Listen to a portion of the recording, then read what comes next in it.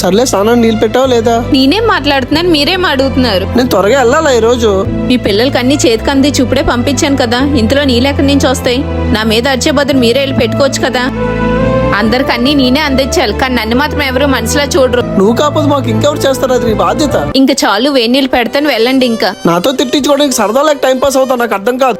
చా, ఎన్ని చేసినా ఎన్ని మాట్లాడినా నేనే తగ్గాలి, నేనే సర్దుకుపోవాలి. ఏమండి, చెప్పు. నేను చెప్పిన ఉద్యోగం గురించి ఏం ఆలోచించారు? నేను జాబ్ చేయనా? నువ్వు పొద్దున్న నుంచి మాట్లాడడం ట్రై చేస్తుంటేనే అర్థమైంది ఇలాంటిదేదో అడుగుతావని.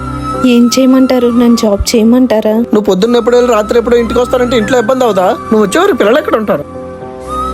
నువ్వు ఎప్పుడు వస్తావు, ఎప్పుడు వండుతావు, ఇంకప్పుడు పిల్లలు చూసుకుంటావు? ఇవన్నీ ఆలోచించకుండా నువ్వు జాబ్కి వెళ్తానంటే నన్ను ఎలా ఒప్పుకోమంటావు?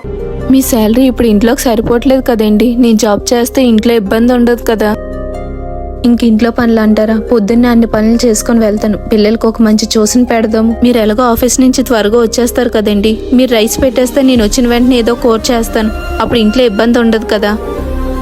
ఇప్పుడు మనం కష్టపడితేనే కదండి పిల్లల భవిష్యత్తుకి ఇబ్బంది ఉండదు.